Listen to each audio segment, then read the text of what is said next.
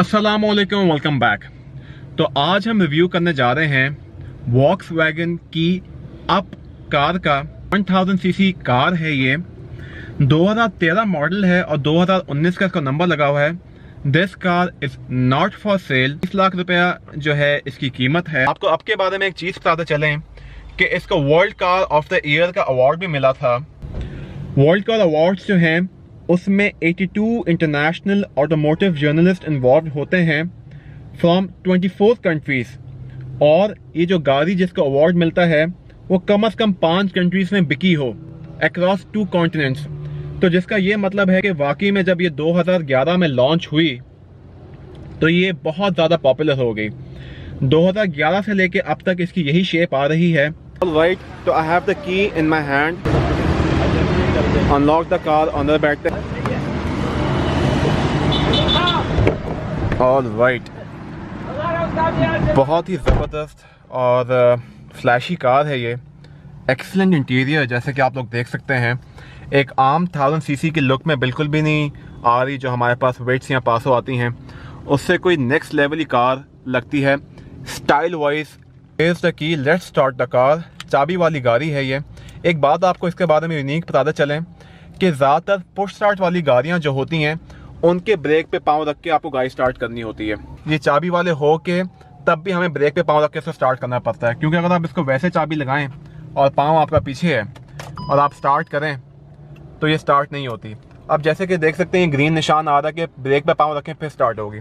अब मैं ब्रेक पे पाँव रख रहा हूँ, अब स्टार्ट हुई। ये गाड़ी है, बहुत ही प्यारा इसका मीटर है। यहाँ पे जो हमारे पास है वो आरपीएम की हमारे पास सुई मौजूद है। 200 तक इसकी स्पीड जा सकती है। और यहाँ पे जो है हमारे पास पेट्रोल टैंक हमें शो हो रहा है। अच्छा, एक ही ट्रिप आ रहा है और एक टोटल चली हुई आ रही है कि 15,000 चली हुई है। इसको घुमा के देखते हैं कि इसमें क्या होता है। यहाँ तो टाइम सेट होता है। All right, so well that's about the metre.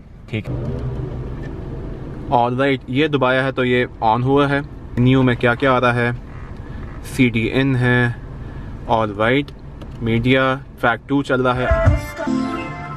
यहाँ से वॉल्यूम कंट्रोल हो रहा है और यहाँ से ट्रैक कंट्रोल हो रहा है।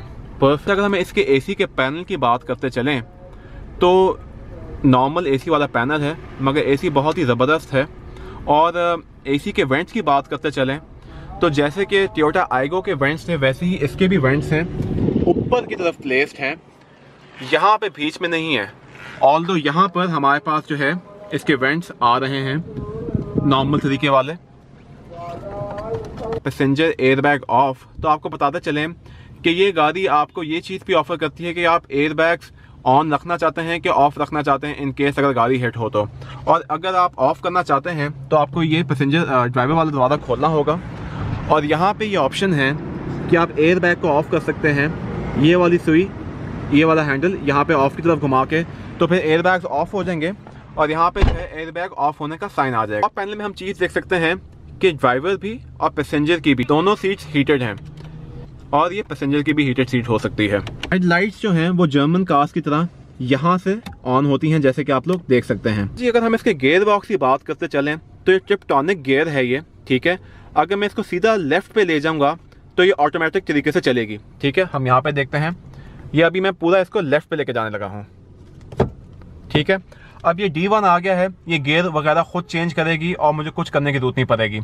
मगर अगर इसको मैं एक और दफ़ा लेफ्ट पे लेके जाता हूँ तो ये मैनुअल ट्रांसमिशन में आ जाएगी। ये मैं लेफ्ट की तरफ लेके गया और यहाँ लिखा आ रहा है 1, ठीक है।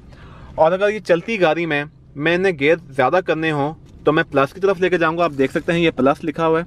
और गियर कम करने हो तो मैं नेगेटिव की तरफ लेके जाऊँगा। यानी कि प्लस किया तो वहाँ पे 2 आ जाएगा, प्लस किया तो वहाँ पे 3 आ जाएगा, और कम करना हो तो ऐसे करना पड़ेगा। पार्किंग वगैरह का इसमें कोई सीन नहीं है। जब आपने गाड़ी खड़ी करनी है तो आपने न्यूट्रल पे ऐसे करके करना है और हैंड ब्रेक आपने खींच देनी है तो पार्किंग इसकी लग जाएगी। अनदर थिंग, जब आप रिवर्स कैम लगाएं तो इसमें रिवर्स कैमरा की भी ऑप्शन हमारे पास यहाँ पे मौजूद है। A very unique type of gear, ऐसे गियर्स मैंने बहुत कम देखे हैं। और अगर हम यहाँ की बात कर ही रहे हैं तो यहाँ पे चलते चलें तो यहाँ पे ट्रैक्शन कंट्रोल की हमारे पास ऑप्शन मौजूद है और यहाँ पे 12 वॉट का हमारे पास पावर प्लग मौजूद है। विंडो की सहूलत मौजूद है, मगर सिर्फ सिंगल पावर विंडो, ठीक है। डबल भी नहीं, हालांकि पैसेंजर में हमारे पास पावर विंडो की सहूलत मौजूद है, मगर आप सिर्फ अपनी पावर विंडो कंट्रोल कर सकते हैं और वो भी जो है वो फुली पावर्ड नहीं है। This is a very strange thing. इतने ही खुलते हैं, पिछले शीशे नहीं खुल सकते। इसके शीशे भी रिट्रैक्टेबल नहीं है। शीशों को एटलीस्ट कंट्रोल कर सकते हैं ऐसे राइट की तरफ घुमा के, ठीक है, जैसे आप लोग देख सकते हैं। तो ऐसे करके आप कंट्रोल कर सकते हैं। लॉकिंग की यहाँ पे सहूलत मौजूद है। सेफ्टी फीचर्स की बात करते चलें तो इसमें 2 एयरबैग्स मौजूद हैं।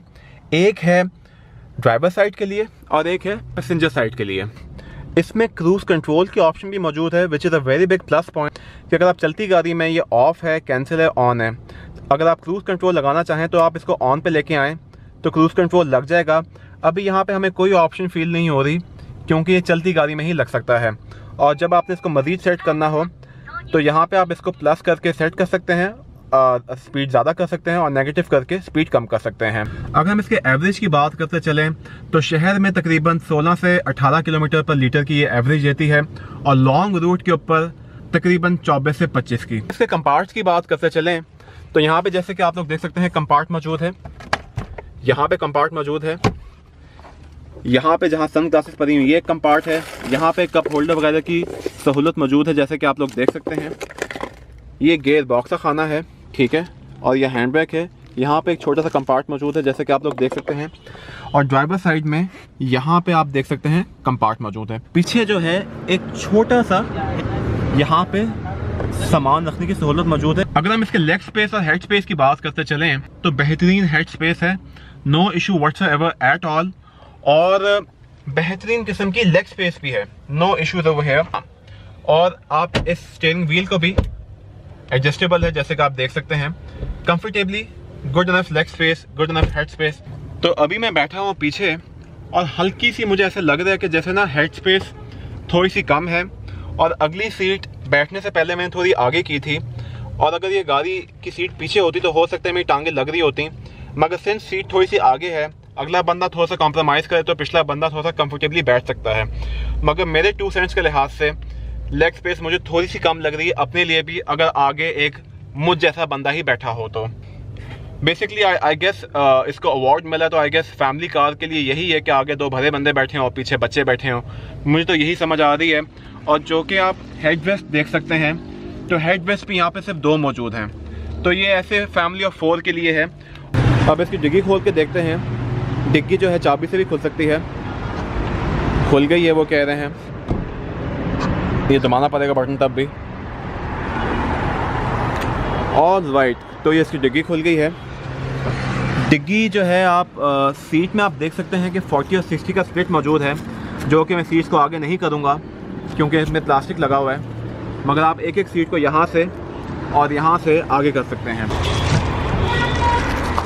ये इसका बूट है जैसे कि आप लोग देख सकते हैं, और इसके नीचे जो है वो स्टपनी की जगह भी है जैसे कि आप लोग देख सकते हैं। टायर की काफ़ी स्पेशियस जगह मौजूद है, मगर इसमें जो है वो एयर पंप वाली चीज़ें आई हुई हैं साथ में। अगर हम इसके ओवरऑल इंटीरियर की बात करते चलें तो बखूबी एक्सटीरियर को कॉम्प्लीमेंट करता है जैसे कि आप लोग देख सकते हैं। बेहतरीन तरीके से रेड की फिनिश जा रही है along with the black touch, और सीट्स भी बखूबी कॉम्प्लीमेंट करती हैं गाड़ी के इंटीरियर को। भी जो है वो ड्राइवर साइड से नहीं पैसेंजर साइड से खुलता है।